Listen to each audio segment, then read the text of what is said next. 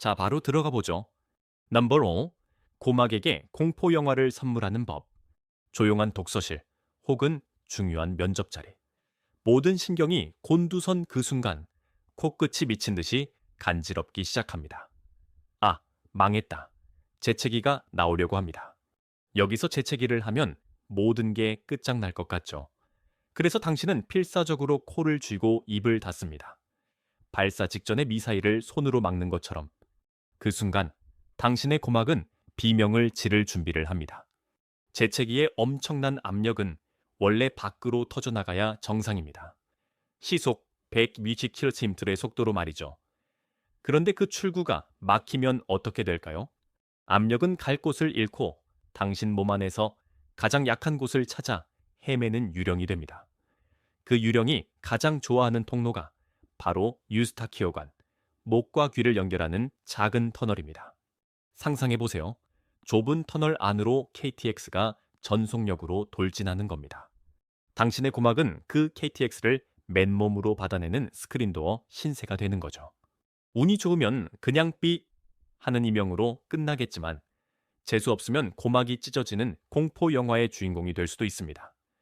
면접관 앞에서 교양 있는 척 하려다 청력을 잃을 수는 없잖아요. 넘버 4. 노예혈관으로 러시안 룰렛 하기.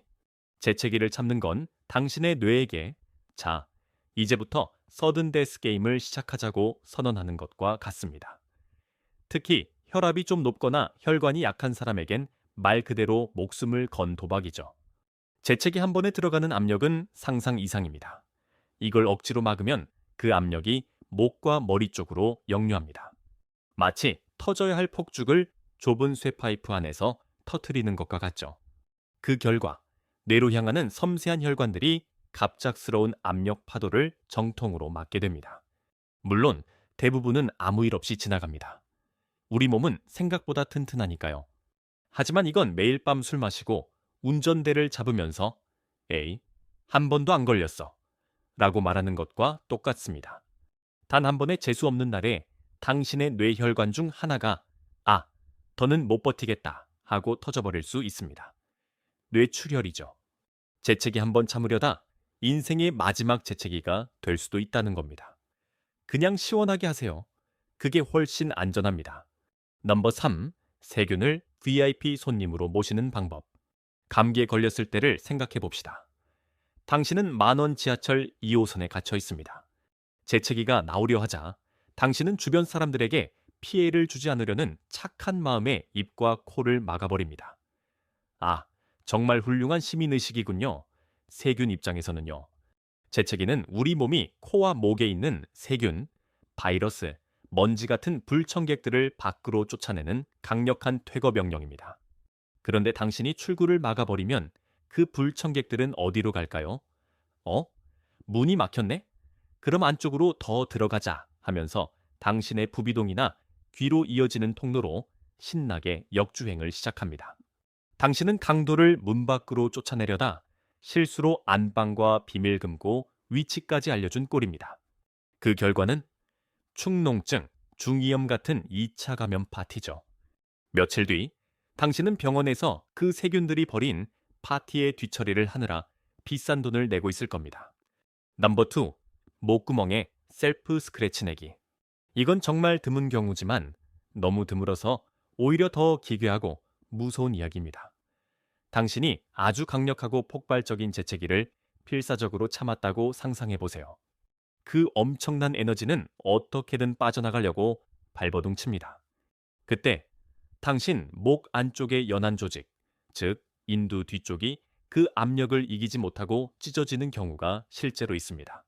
압력밥솥에 김이 빠져나가지 못해서 솥 자체가 터져버리는 것과 같은 원리죠. 목 안쪽에서 작은 폭발이 일어나는 겁니다.